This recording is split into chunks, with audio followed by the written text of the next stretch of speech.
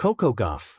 I don't think people should be dying in the streets just for existing. The world number 5 says she has been disturbed by events back home and is not afraid to speak up about issues in the United States while getting treatment and preparing for this week's Dubai duty-free tennis championships. Coco Gauff has had the news on in the background almost every day.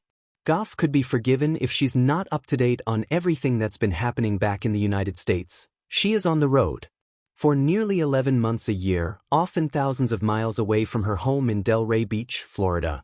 But the 21-year-old says she likes to stay informed and admits it's been tough waking up to news of harsh immigration crackdowns and the killing of protesters back home.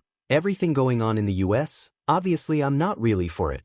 I don't think people should be dying in the streets just for existing. I don't like what's going on, Gauff said in Dubai on Sunday, referring to the killings of Alex Preddy and Renee Nicole Good by federal agents in Minnesota. I think for me, it is tough to sometimes wake up and see something because I do care a lot about our country. I think people think I don't for some reason, but I do. I'm very proud to be American. But I think when you're from any country, you don't have to represent the entire values of what's going on in the leadership. I think there's a lot of people around there who believe in the things I believe in, and believe in diversity and equality. So, I'm hoping as the future progresses that we can get back to those values. Activism runs in Gauff's DNA.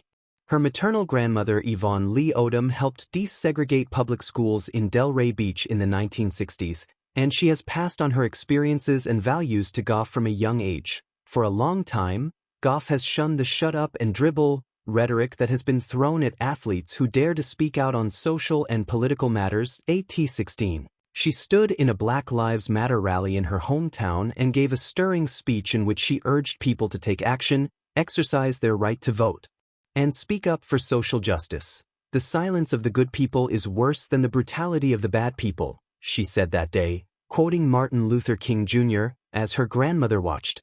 Gauff has also spoken out against the killing of innocent civilians in Gaza, telling the national news in an interview 2 years ago, "It's important for us as privileged civilians to do our research and just continuing to demand our leaders to make change, and I will never not advocate for that."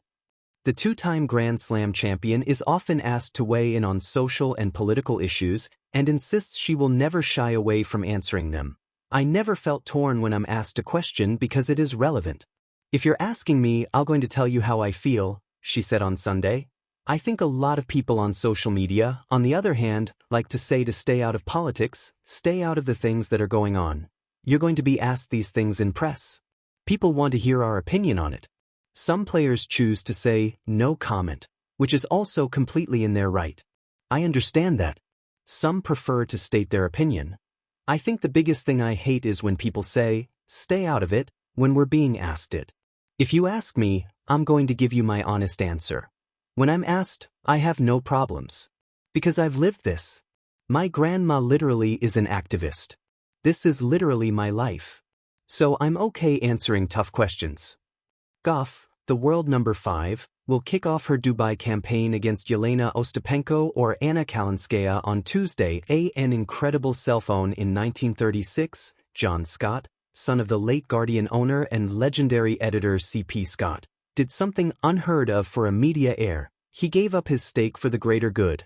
After inheriting the newspaper, Scott renounced all financial benefit, bar his salary, in the Guardian, worth £1 million at the time and around £62 million today, and passed ownership over to the newly formed Scott Trust. The trust would evolve to have one key mission: to secure the financial and editorial independence of The Guardian in perpetuity. That means The Guardian can't be bought. Not by private equity, not by a conglomerate, and definitely not by a billionaire looking for a political mouthpiece. Our independence means we can say what we want, report on who we want, challenge who we want, and stand up at a time when others are sitting down. But this unique model also means we depend on readers like you from Bangladesh to help fund our work.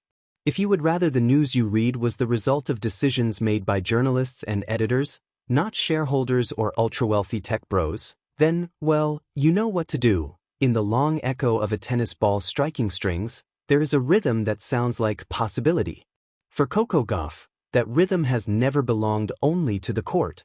It carries beyond stadium walls, past baseline rallies and center court spotlights, into streets where chants replace applause and cardboard signs rise like scorecards demanding justice. I don't think people should be dying in the streets just for existing. It is a sentence that does not need embellishment. It is plain. It is devastating. It is human. And coming from a young athlete whose life has been measured in aces and rankings since childhood, it becomes something more, a declaration that fame does not silence conscience. The girl who grew up under bright lights when Coco Gauff first burst into global consciousness at Wimbledon Championships, she was 15, braided hair bouncing, eyes wide but steady. The world watched as she defeated Venus Williams, one of her idols. Commentators spoke of prodigy. Headlines spoke of history. Cameras lingered on her smile, her poise, her parents' tears, but what many didn't yet see was the other inheritance she carried, not just a powerful serve and fierce forehand, but a lineage shaped by the American story, its triumphs and its fractures. She had grown up admiring champions like Serena Williams, whose dominance on court was matched by resilience off it. Serena's victories were never just about trophies. They were about defying expectation in a sport that had not always welcomed women who looked like her. Coco absorbed that lesson early.